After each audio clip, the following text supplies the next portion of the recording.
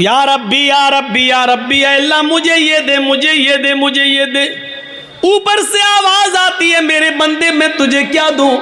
मांग तो तू ये रहा है, लेकिन दूं तो कैसे दूं? मतअमुहु हराम, जो खाना खाकर आया है वो हराम है। व मशरबु हराम, जो पीकर आया है वो भी हराम का है। व मलबसहु हराम, जो कपड़ा पहन के आया है वो भी हराम की कमाई का है। वग़ुज़िया बिल हराम, तेरे जिस्म में जो खून दौड़ रहा है वो हराम कमाई खा खा कर उसी का बना हुआ खून तेरे जिस्म में दौड़ रहा है। फ़अन्ना युस्तजाबु लिज़ालिक, ओ मेरे बंदे मैं तेरी दुआ सुनूं तो कहां से सुनूं? तू पूरा का पूरा नापाक है, खाना तेरा नापाक, कपड़ा नापाक, पानी नापाक, बदन में जो खून दौड़ रहा है वो नजिस और नापाक। आए मेरे बंदे मैं तेरी दुआ सुनूं तो कहां से सुनूं? अल्लाह सुनता नहीं है, ऐसे सुन लेगा अल्लाह? 13 साल की मेहनत के बाद का अल्लाह ये 313 बर्बाद हो गए। तो कभी इस रुए ज़मीन पर तेरी इबादत नहीं होगी, अल्लाह अल्लाह कोई नहीं कहेगा। ईमान का जज्बा देखिए, क्या था ईमान, 1000 से लड़ रहे। इमाम अहमद इब्न हम्बल के पास एक औरत आती है, गौर करके देखिए इस औरत के सवाल के बाद हमारी हैसियत क्या रह जाती है, ज़रा तसव्वुर कीजिए। एक औरत आती है, कहती है कि इमाम साहब एक मसला पूछने आई हूँ। कहा क्या मसला पूछती हूँ? कहा मैं चरखा चलाती हूँ। चरखा जानते हैं ना, महात्मा गांधी वाला चरखा मालूम है ना? हम लोगों के यहाँ तो आज भी लगे हुए हैं कहीं कहीं। जो लोग हैंडलूम हाथ से कपड़ा बनाते हैं वहाँ चरखे भी हैं, हाथ से फिरता है, सूत काटते। तो क्या कहती है इमाम अहमद इब्न हम्बल से वो औरत कि इमाम साहब मैं चरखा चलाती हूँ और दूसरे लोगों का सूत मजदूरी पर काटती हूँ और उनसे मजदूरी लेती हूँ। कभी कभी मैं रात में भी चरखा चलाती हूँ। जब मेरे पास तेल होता है। इस औरत के सवाल के बाद हमारी हैसियत क्या रह जाती है? सुने हमारी माँ बहनें, औरतें ऐसी भी गुजरी हैं, सिर्फ लाइट मारने वाली औरतें हर वक्त नहीं होती हैं। सुने इमाम साहब, मैं कभी कभी रात में भी चरखा चलाती हूँ। जब मेरे पास चिराग जलाने के लिए तेल होता है तो मैं चिराग जलाकर उसकी रोशनी में चरखा चलाती हूँ, सूत काटती हूँ। इमाम अहमद इब्न हम्बल फरमाते हैं अल्लाह तुम्हारी रोज़ी में बरकत दे, रिस्क में बरकत दे। कहा इमाम साहब कभी कभी चिराग में तेल नहीं होता हमारे पास, लेकिन हमारे पड़ोस में खुला हुआ आंगन है, हमारे पड़ोसी का खुला हुआ आंगन है। कभी कभी उस आंगन में रोज चिराग जलता है, वो मेरे पड़ोसी का चिराग है, लेकिन वो अपने घर में अपने आंगन में चलाता है। और उस आंगन में उस चिराग की रोशनी कभी कभी मेरे घर पे आती है। अगर मैं उस रोशनी में चिराग जला सूत फिरा लूं, उस पड़ोसी की रोशनी में अगर मैं सूत फिराऊं, चरखा चलाऊं, तो उस पड़ोस की रोशनी से जो सूत में फिराऊं और उसकी कीमत में मैं अपने मालिक से लूं, तो ये कीमत मेरे लिए हलाल होगी या हराम होगी? क्या मैं उस रोशनी में जो चरखा चलाकर जो पैसा कमाऊं वो मेरे लिए जायज होगा या नाजायज होगा? तसव्वुर करो, इमाम अहमद इब्न हम्बल गश खा के चक्कर खा के गिर जाते हैं कि इस दुनिया में इस दौर में ऐसी औरतें भी मौजूद हैं जो तकवे का ऐसा मायार अपने अंदर पैदा की हुई हैं, ऐसा मायार अपने अंदर पैदा की हुई हैं। इस तकवे की रोशनी में जरा तसव्वुर करो, हम कहाँ हैं, हमारी रोजी क्या है, हमारा माल क्या है, हमारी इनकम क्या है, हमारी इनकम आ कहाँ से रही है। इस औरत के सवाल के बाद हम तसव्वुर करें कि हम कहाँ खड़े हैं। फिर कहते हैं कि ये हमें परेशान कर रहा, वो हमें परेशान कर रहा, फला का अज़ाब। कुछ नहीं, हमारे आमाल हमें परेशान कर रहे हैं, हमारे करतूत हमें परेशान कर रहे हैं, हमारी बदअमली हमें परेशान कर रही है। अहमद इब्न हम्बल रहमतुल्लाह अलैह ने कोई जवाब नहीं दिया, सिर्फ इतना कहा, अय अल्लाह की बंदी, अगर तुम्हें लगता है, तुम उससे मांगने तो नहीं गई हो, तुमने चोरी तो नहीं की है, अगर उसके आंगन में रोशनी जल रही है और वो तुम्हारे आंगन में आ रही है, तो मेरे हिसाब से, इमाम अहमद इब्न हम्बल ने कहा, उस रोशनी में, चिराग की उस रोशनी में अगर तुम सूत काट लेती हो तो मेरे हिसाब से कोई गलत तो नहीं है, लेकिन फिर भी अगर तुम परहेज़ करो और बचो तो ये तुम्हारे लिए ज़्यादा बेहतर है। ये अहमद इब्न हम्बल का जवाब था, जबकि चोरी नहीं थी।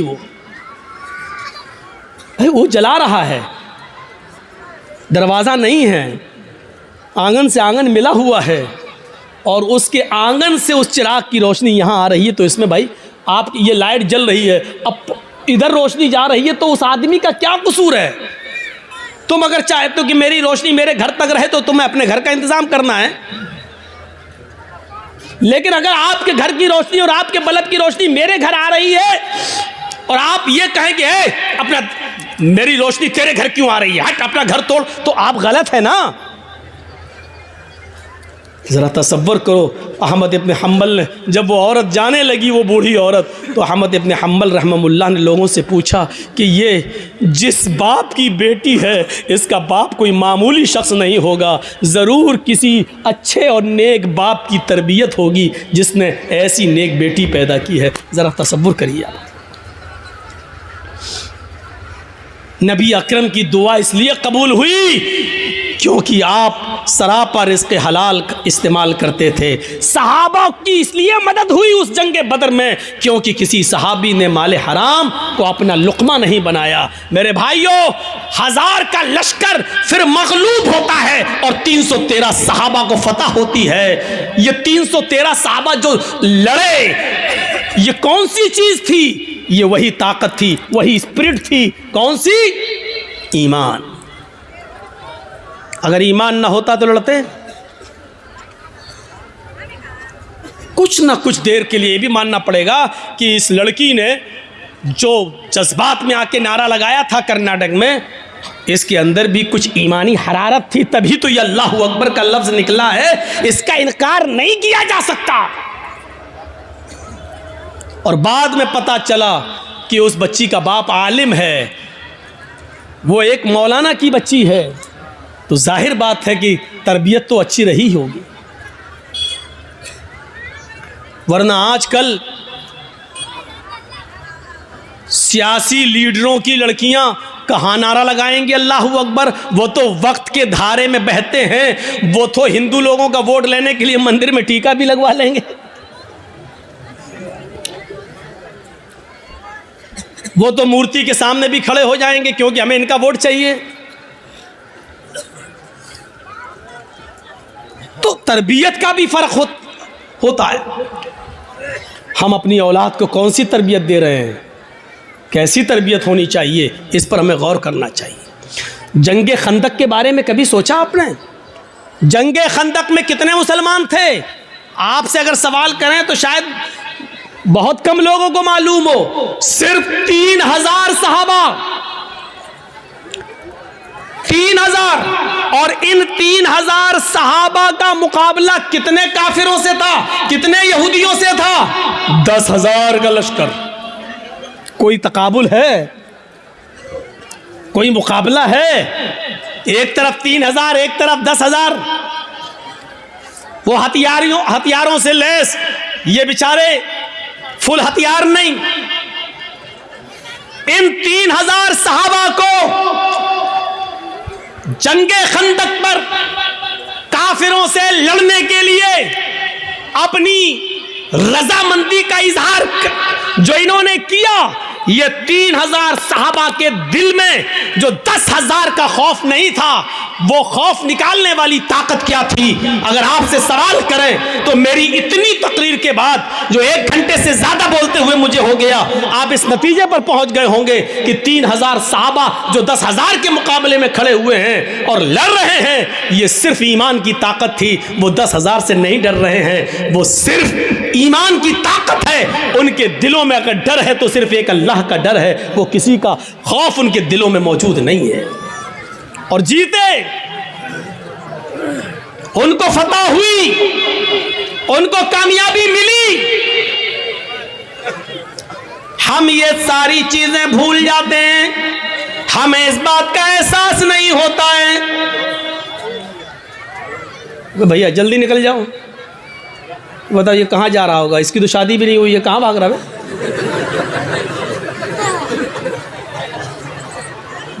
वो देखो वो चाचा उठ के जा रहे हैं।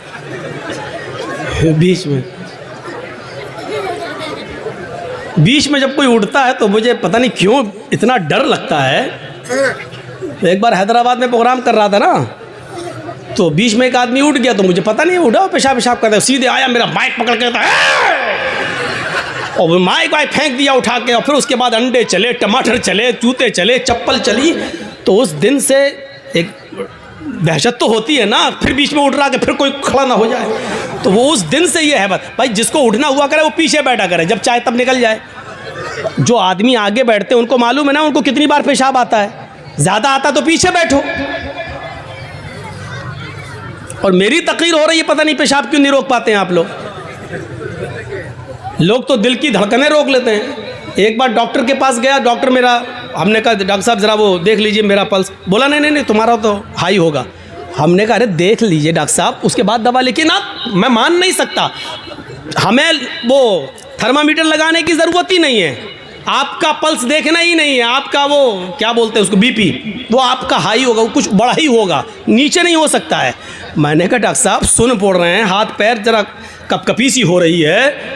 कहता कि जब आपकी तकलीफ सुन के हम लोगों के लेवल हाई हो जाते हैं, हम लोगों का बीपी हाई हो जाता है, तो आपका कैसे लो हो सकता है? उसने चेक नहीं किया, अल्लाह की कसम चेक नहीं किया, ऐसी दवा दे दिया। बोला आपका नहीं करेंगे, हमें कसम है हम भी नहीं करेंगे आपका, और नहीं किया। तो पता नहीं, वो देखो बेचारे, देखो अब क्या करेंगे घर जाकर। अच्छा जितना बोलते हैं उतना और लोग उठते हैं। थोड़ी देर बैठ जाओ भाई, थोड़ी देर बैठ जाओ। अब उनको क्या बोले हम, याद दिला देते हैं ना। वो चचा जा रहे हैं बेचारे, अब तो चची के लायक भी नहीं है, फिर भी जा रहे हैं। क्या करेंगे जाके। अच्छा चलिए, अब आप लोग जाग गए हैं, थोड़ी बहुत नींद आ रही होगी, उसका गलबा ख़त्म हो गया है। सुनिए, तो अब आप अंदाज़ा लगाइए, वो खंदक 10,000 का मुकाबला 3,000 और जीत गए। क्या चीज़ थी? वही अल्लाह का खौफ, वही अल्लाह का डर। जैसे एक पुलिस वाले में ये ताकत होती है कि वो अकेला नहीं, सरकार की ताकत है उसके पास, ऐसी जो पक्का सच्चा मोमिन है वो डरता नहीं है। अल्लाह की ताकत है उसके पास, ईमान है उसके पास, ईमान की ताकत है उसके पास, उसको खौफ नहीं होता है, वो लड़ता है, आमादा हो जाता है। ये वाक़या सुनाया है, लेकिन फिर भी आपको सुना देता हूँ। सुमैया रज़ी अल्लाह ताला अन्हा का क्या मैटर था? अबू जहल के सामने खड़ी है, तबक़ात के अल्फाज है, इब्ने साद ने नकल किया है कि उसने सुमैया के कपड़े तक फाड़ दिए। फिर भी कहती है नहीं, अल्लाह एक है। अबू जहल ने नेज़ा लिया, नेज़ा,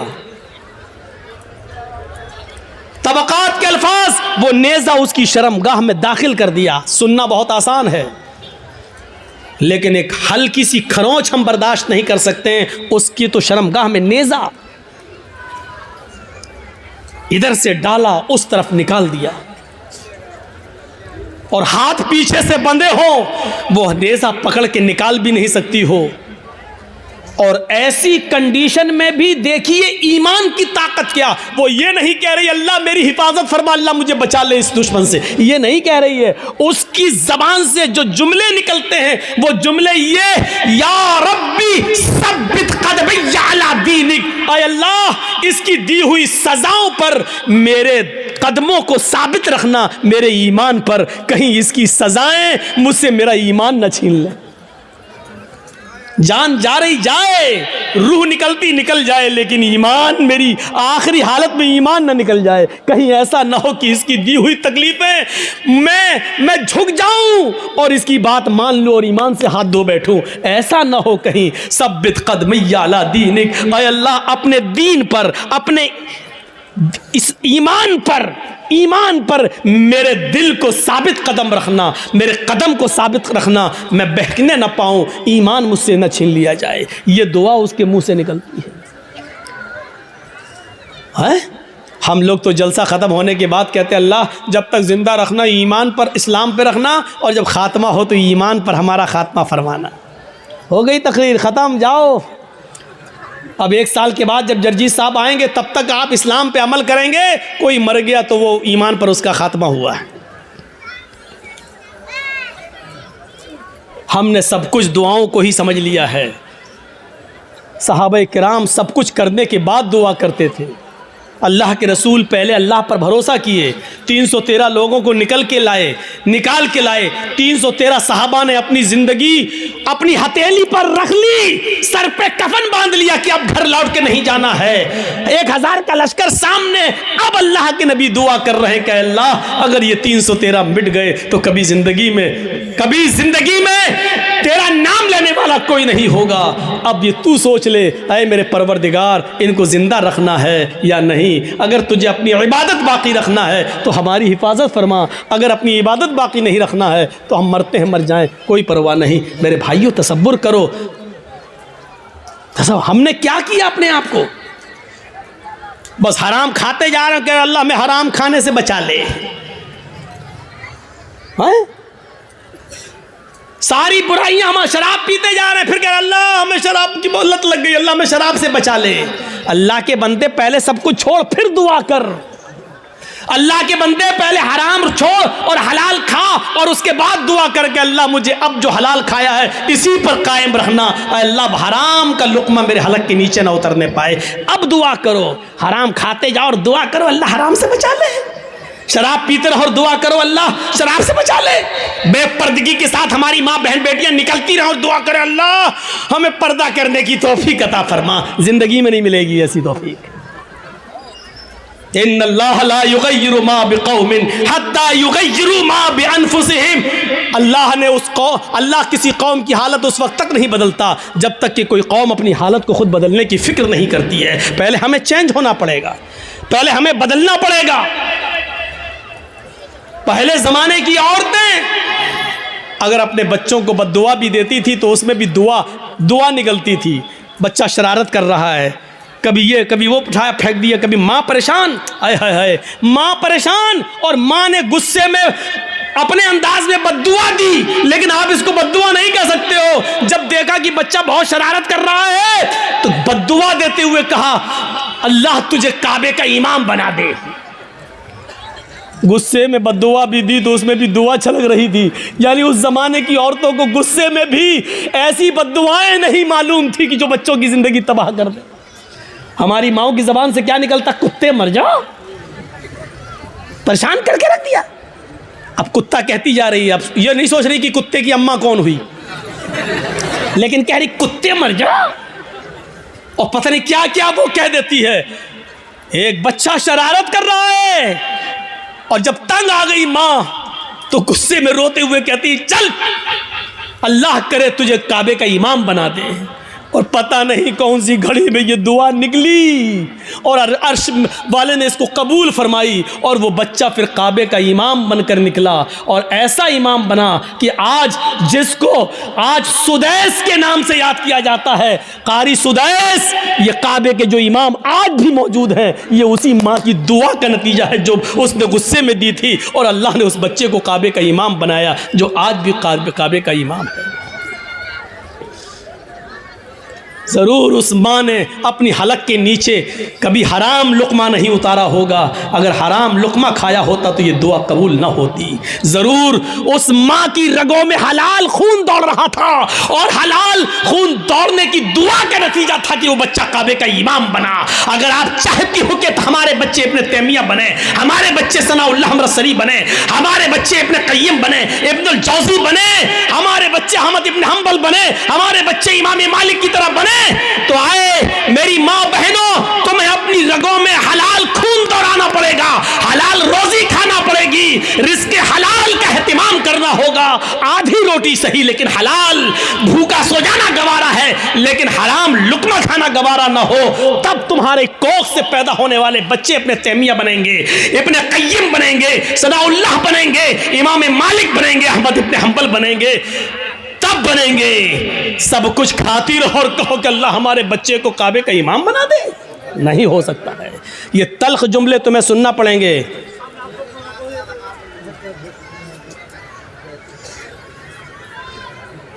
सुनना पड़ेंगे तल्ख जुमले।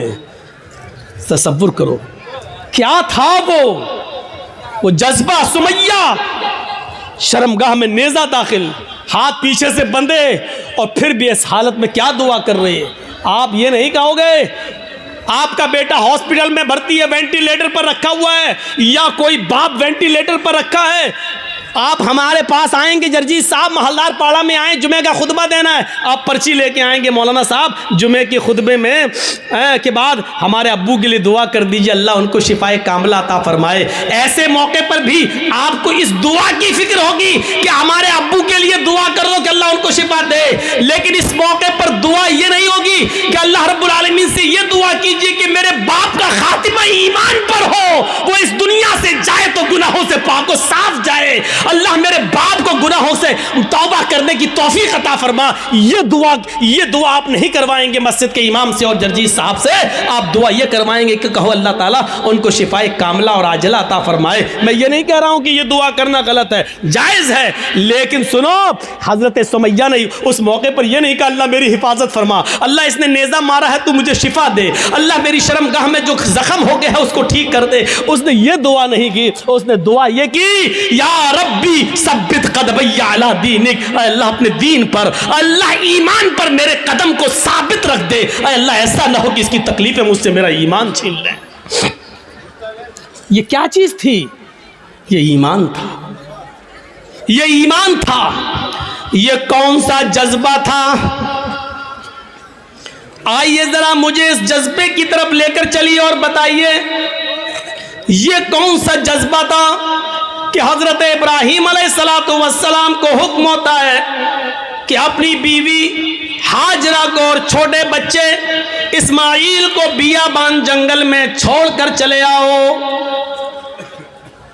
इब्राहीम अलैहिस्सलाम अपनी बीवी हाजरा को और उस बच्चे को लेकर जा रहे हैं। उस वक्त तक बीवी को पता नहीं कि ये मुझे लेके कहाँ जा रहे हैं। मेरा शौहर है, जहां जा रहा है मैं भी जाऊंगी, मेरा शौहर है, मुझे उनके साथ चलना है, मेरे पति है, मुझे उनके साथ जाना है। चंद दिनों के सफर के बाद एक बियाबान जंगल आ जाता है।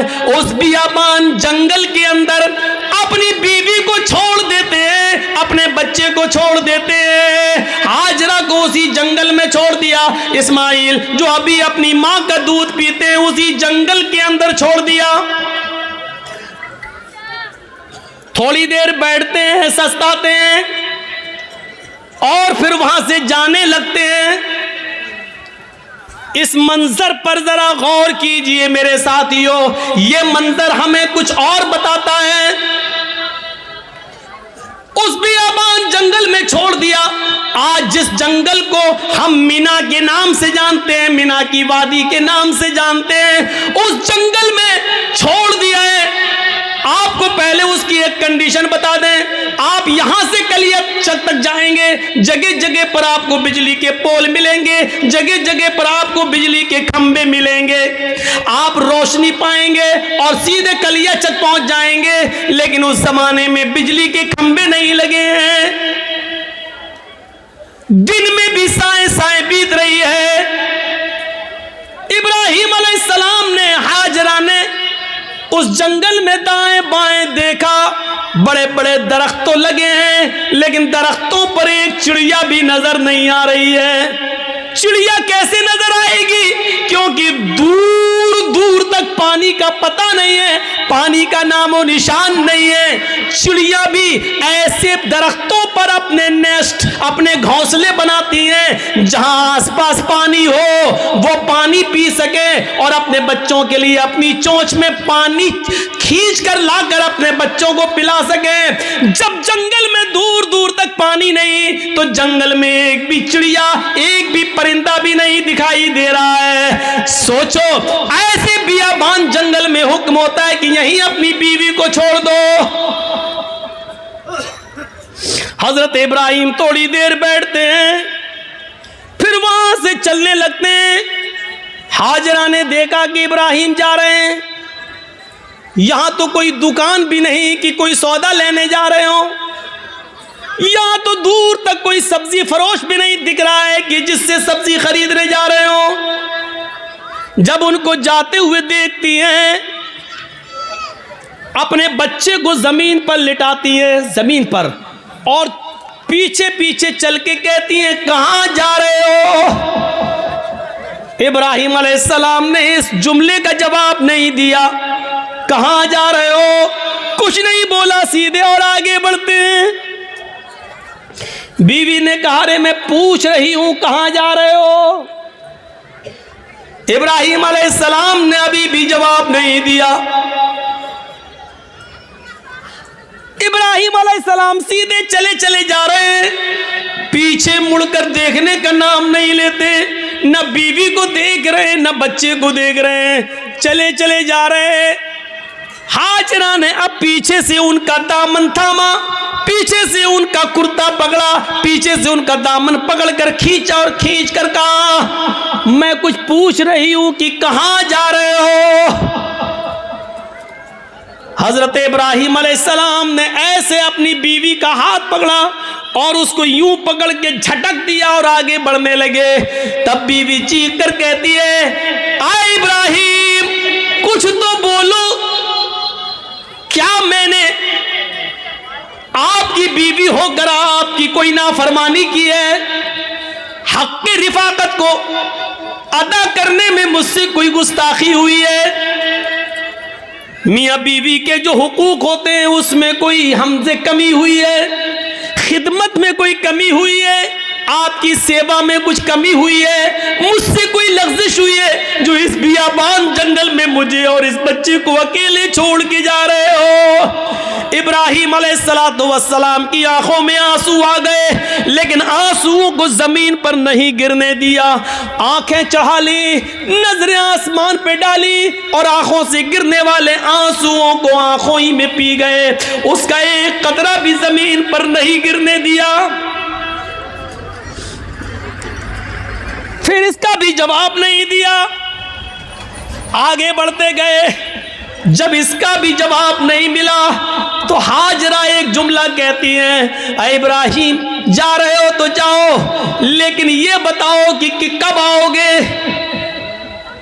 इब्राहिम अलैहिस्सलाम के पास इस बात का भी जवाब नहीं, कुछ नहीं बोल रहे हैं।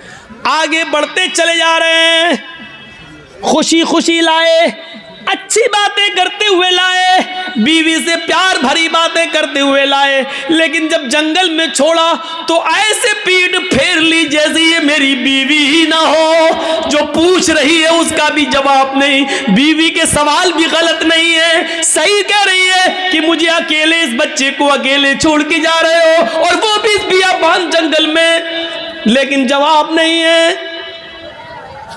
आगे और बढ़ते तो लास्ट में बीवी कहती है, हाजरा, इब्राहिम, जब तुम जवाब ही नहीं दे रहे हो, ये भी नहीं मालूम कि कब आओगे, शाम तक आओगे, कल आओगे, 2 दिन बाद आओगे, 1 हफ्ते के बाद आओगे, 1 महीने के बाद आओगे, 1 साल के बाद आओगे, या आओगे ही नहीं? किसी भी सवाल का जवाब जब तुम्हारे पास नहीं है तो मैं इसको क्या समझूं? इसका भी जवाब नहीं। कहती हैं, इब्राहिम, मैं आपकी बीवी हूं, मैं आपकी अमानत हूं, पता नहीं आप कब आए, अपनी इस अमानत को किसके हवाले करके जा रहे, ये तो बता दो। आप 10 साल के बाद आए, 20 साल के बाद आए, 1 साल के बाद आए, 2 साल के बाद आए, और अगर मैं जिंदा रहूं और मेरी इज्जत व आबरू न बच सके, जैसे एक बादशाह ने मेरी इज्जत व आबरू से खिलवाड़ करना चाहा लेकिन अल्लाह की मदद की वजह से वो नहीं कर सका।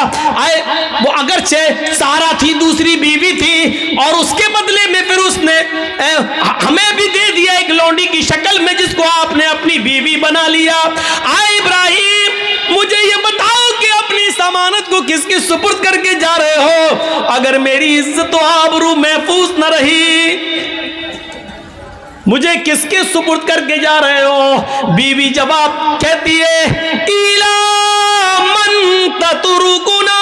आए इब्राहिम, आपने मुझे किसके हवाले किया है? हमें किसके जिम्मे सौंप के जा रहे हो? इस अमानत का जिम्मेदार कौन है?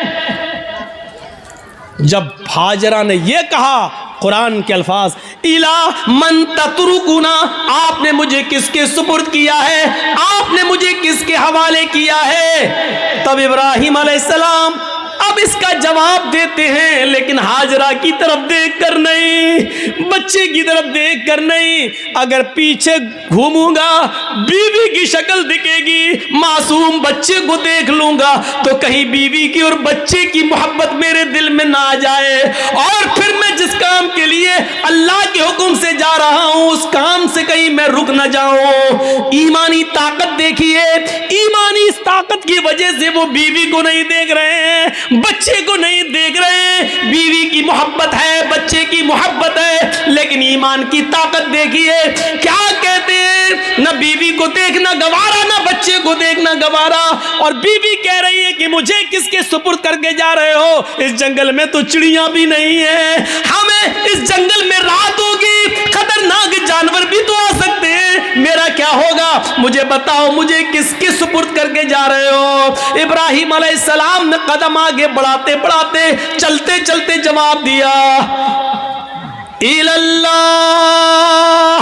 आए मेरी बीवी, मैंने तुझे और तेरे इस बच्चे को, मैंने तुझे और अपने इस बच्चे को अल्लाह के सुपुर्द कर दिया, अल्लाह के हवाले कर दिया है। यानी अल्लाह ने मुझे छोड़ने का हुक्म दिया, मैंने अल्लाह के हुक्म से तुझे छोड़ा, इस बच्चे को छोड़ा। मैं कहां जा रहा हूं मुझे पता नहीं, अल्लाह जहां ले जाएगा मैं जाऊंगा, जो हुक्म देगा मैं करूंगा, कब आऊंगा इसका भी कोई पता नहीं, जब तक उसकी इजाजत हुक्म ना होगा मैं नहीं आऊंगा। आए मेरी बीवी, मैंने तुझे और इस बच्चे को अल्लाह के सुपुर्द कर दिया है, अल्लाह के हवाले कर दिया है। अब इब्राहिम अलैहिस्सलाम की बीवी का भी जवाब सुनो। जब देख लिया कि मेरे शौहर ने मुझे अल्लाह के सुपुर्द कर दिया तो उसके ईमान की कैफियत देखो। अब हाजरा के अंदर भी अल्लाह का नाम सुनकर जो ईमान पैदा हुआ, जो ईमानी ताकत आई, अब वो उस जंगल के खतरों से नहीं डर रही है, उस बियाबान जंगल से नहीं डर रही है, उस जंगल के अंदर रात में कितने खतरनाक जानवर आएंगे उनसे नहीं डर रही है। इब्राहिम से कहती है, जब आपने मुझे अल्लाह के सुपुर्द कर दिया, अल्लाह के हवाले कर दिया, जाइए, अब आपको रुकने की जरूरत नहीं है। अबदा। इब्राहिम, मेरी तरफ से और बच्चे की तरफ से बेफिक्र हो जाइए, चिंता मत करिए, घबराइए नहीं, अल्लाह हमको जाए नहीं करेगा, अल्लाह हमको बर्बाद नहीं करेगा, अल्लाह हमारा नुकसान नहीं करेगा, क्योंकि आपने मुझे अल्लाह के हवाले कर दिया है, अल्लाह के सुपुर्द कर दिया है। ये होती है ईमान की ताकत जो आज हमारे अंदर नहीं है। ये ईमान जब हमारे अंदर नहीं है तो जिल्लत तो आएगी, रुसवाई तो आएगी। अल्लाह ने इसी ईमान के बारे में कहा था, वला तहनु वला तहजनु व अंतुमुल अलौना इन कुंतुम मुमिनीन। हम इज्जत देंगे, बुलंदी देंगे, लेकिन ईमान पहले पैदा करो अपने अंदर, मोमिन बनकर दिखाओ।